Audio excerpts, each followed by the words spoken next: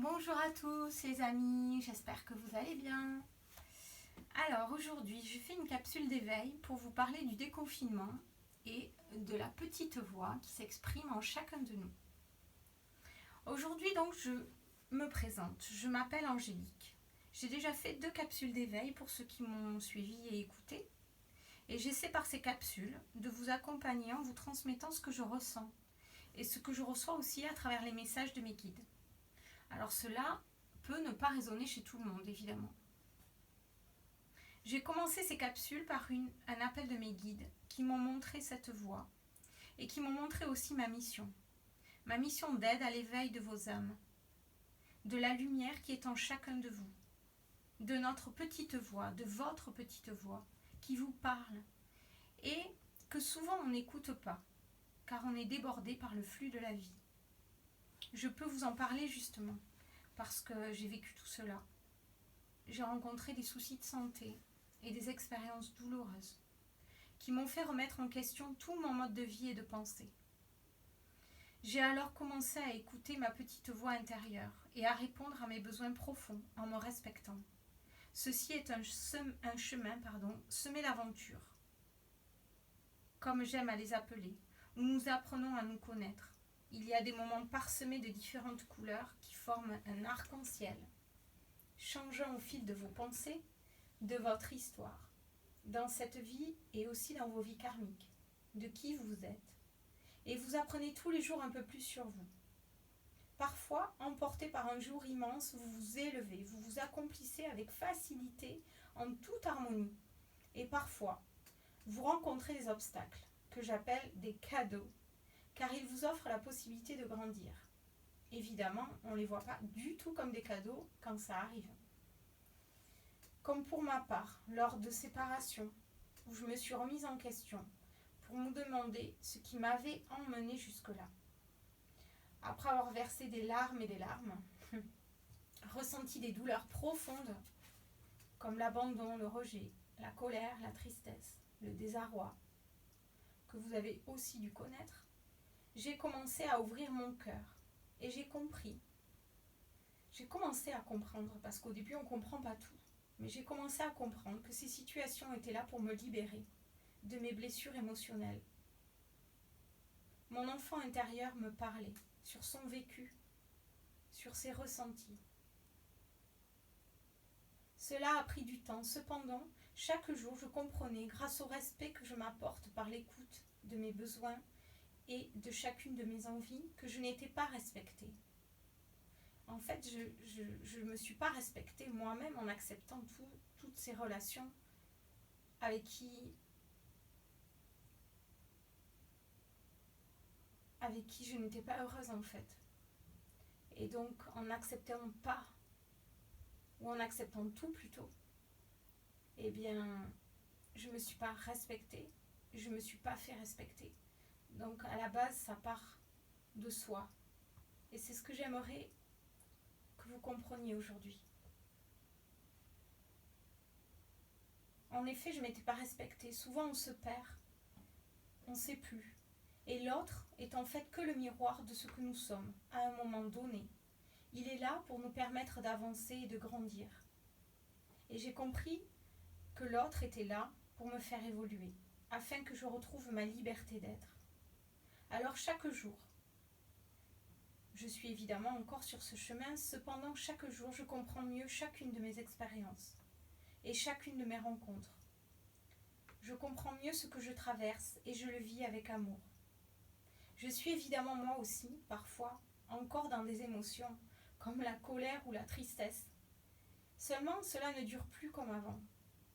Parce que je lâche cette émotion, je la libère, je la laisse s'exprimer, je la laisse sortir. Et comme je la laisse sortir, eh bien, elle n'a plus de prise sur moi. Vous comprenez ? Et puis, je me dis, mais qu'est-ce qui se passe là ? Je me sens en colère, je me sens triste, je me sens pas bien aujourd'hui, je ne sais pas ce que j'ai. Alors, parfois, je ne comprends pas de suite. Je ne comprends pas ce qui m'a agacée, ce qui m'a mis dans cet état. Mais en tout cas, je le laisse sortir. Voilà. Avec moi-même, évidemment, je ne vais pas crier sur l'extérieur, mais je le laisse sortir. Et Et du coup, j'essaie de voir ce qui se passe. Je le libère. Et après, une fois que c'est libéré, des fois ça prend un peu plus de temps, hein, ça peut prendre une journée ou deux. Ou alors des fois ça prend 5 minutes. Ça dépend en fait de ce que je suis en train de libérer. Mais c'est de plus en plus court en tout cas. Ça dure plus de jours. Ça va durer quelques heures généralement. Et ensuite, qu'est-ce que je fais? Ensuite, je m'apporte de la douceur. J'écoute mon corps et j'essaie de savoir de quoi j'ai besoin. Donc je m'apporte une pause. Une crème au chocolat, parce que je suis très gourmande. Ou alors une balade dans la nature. J'écoute ma petite voix. Et je me demande, de quoi ai-je envie maintenant? Qu'est-ce qui me mettrait en joie là, tout de suite? Ce qui nous amène à notre sujet, écouter sa petite voix. Le déconfinement est là. La vie reprend son cours. Seulement les guides me disent, méfiance. Ne vous perdez plus, comme avant, dans la surconsommation, dans une vie dispersée, où votre journée est super intense, hyper remplie.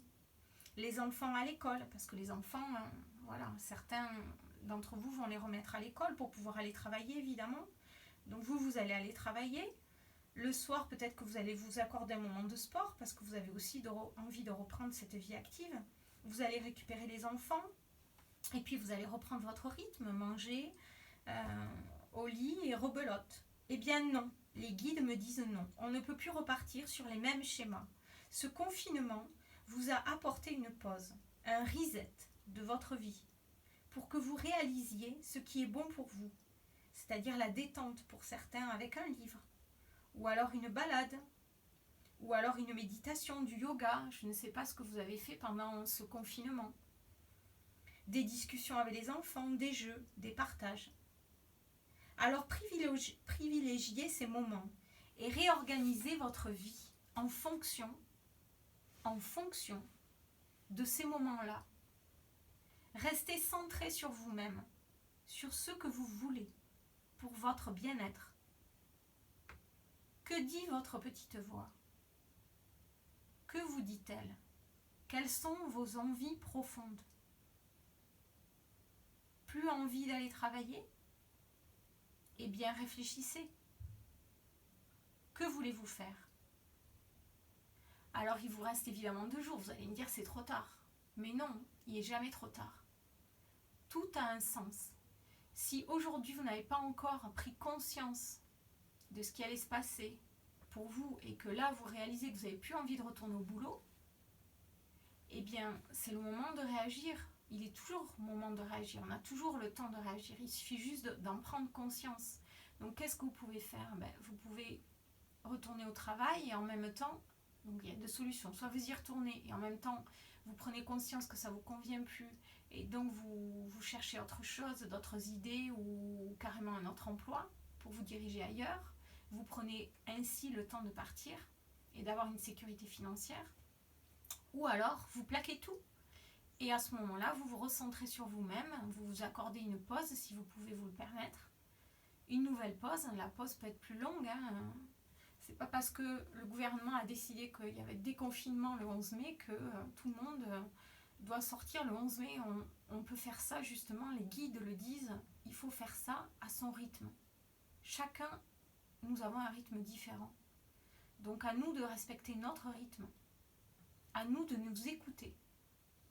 C'est pour ça que je vous parle aujourd'hui de votre petite voix, afin que vous écoutiez de quoi vous avez envie, de quoi vous avez besoin. Donc si vous voulez vous recentrer et ne pas retourner au travail demain, recentrez-vous. Écoutez cette petite voix et vous allez voir ce qui émerge. Et vous allez être étonné en fait, parce que s'il faut, vous allez avoir plein d'idées qui vont arriver. Et vous allez retrouver, vous allez vous mettre en connexion avec votre être intérieur et peut-être que vous allez faire ce que vous n'avez jamais fait, je ne sais pas moi, travailler le bois. Vous allez peut-être vous mettre à jardiner et puis vous allez, avec votre entourage, créer quelque chose voilà, pour avoir une entraide autour de vous, créer, je ne sais pas moi, un cercle communautaire. Enfin, il y a plein d'idées qui peuvent venir parce que on ne sait pas ce qui va se passer demain, mais il y a un réel changement qui va s'opérer. Ça, c'est certain. Et du coup, c'est pas le moment de créer un autre job là de suite, mais on peut déjà poser des idées pour le faire. D'ailleurs, c'est ce que je vais vous dire ensuite. Donc, je continue. Il est temps de mettre en place de nouveaux fonctionnements. Pas de créer maintenant, voilà, car tout va changer. Cependant, posez des idées. Réorganisez votre vie, me disent les guides, en privilégiant ce qui vous fait du bien.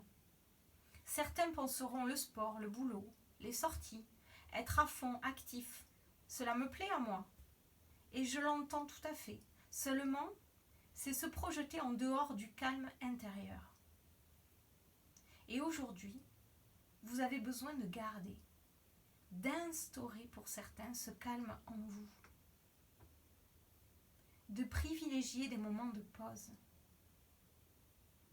Rien que des moments de respiration, 5 minutes par jour. Écoutez votre petite voix. Retrouvez le calme en vous. Ne repartez pas dans tous les sens. Les guides me disent, vous courez à votre perte. L'univers nous demande aujourd'hui de nous centrer sur qui nous sommes. Nous centrer sur ce que nous voulons et l'affirmer dans la matière, dans notre vie. Et pour répondre à cela, il est important d'écouter votre âme.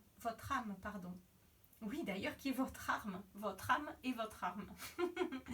C'est l'arme qui va vous défendre en fait contre le chamboulement extérieur. C'est tout à fait ça. C'est sorti tout seul. Votre petite voix. Et cela répondra à qui vous êtes réellement.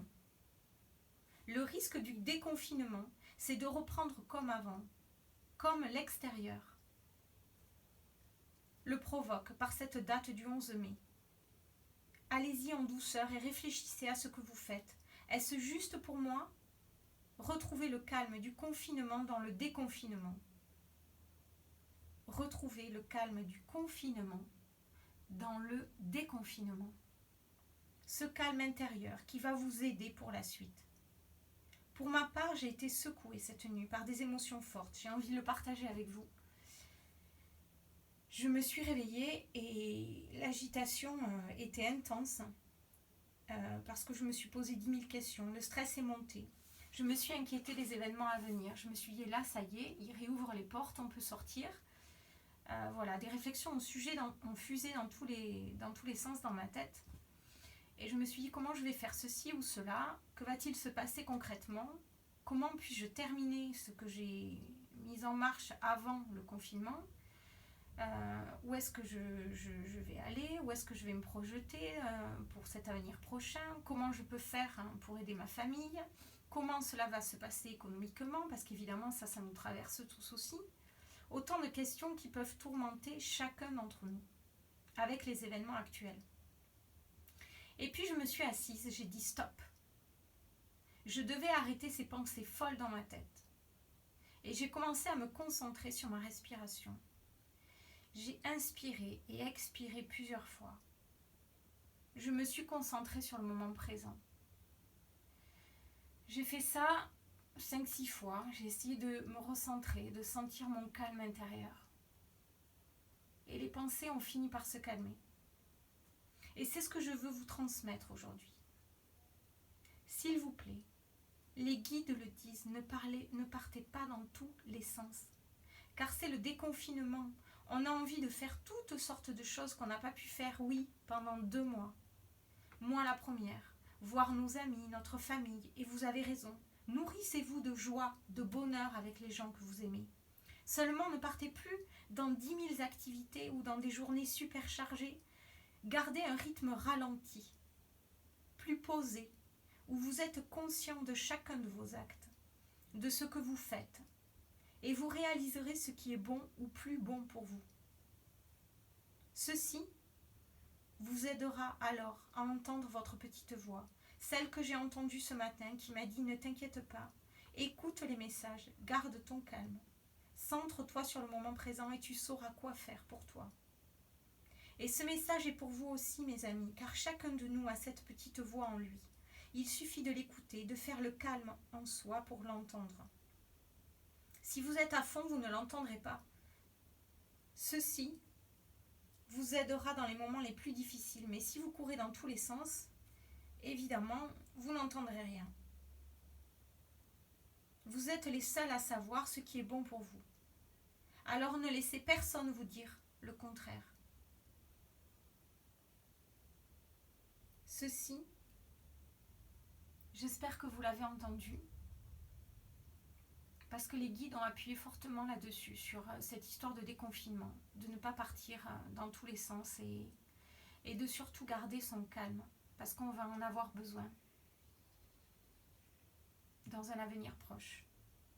C'est pour ça que c'est important qu'on soit centré et qu'on arrive justement, dès qu'on sent du stress monter en nous, qu'on arrive à se poser et à écouter sa voix intérieure. Et on saura quoi faire, on saura ce qui est bon pour nous et pour notre famille. Seulement, ça demande aussi un petit travail, un petit effort. Si on n'a pas l'habitude de le faire et qu'on n'a pas l'habitude de trouver le calme en soi, ça demande de se poser. Si vous avez besoin d'une musique, d'une méditation, il y a plein de choses et il y a plein de personnes maintenant qui laissent, comme moi, qui laissent des messages, des méditations sur YouTube ou ailleurs, et vous pourrez trouver des outils qui vous correspondront pour pouvoir faire ce travail-là, ou alors pensez juste à votre respiration. C'est le premier des outils que nous avons, c'est respirer. C'est grâce à la respiration que nous existons. Donc prenez cet outil-là, il est super facile, vous l'avez avec vous tout le temps. Et quoi qu'il se passe, voilà, vous pouvez vous retrouver en confiance facilement, juste en trouvant le calme intérieur. Voilà, j'espère que cette capsule vous aura nourri et qu'elle vous aura permis donc d'y voir clair. Et qu'elle vous aidera dans cette ouverture de porte, si on peut les appeler comme ça, pour le déconfinement. Voilà, je vous aime et je vous embrasse. Prenez soin de vous.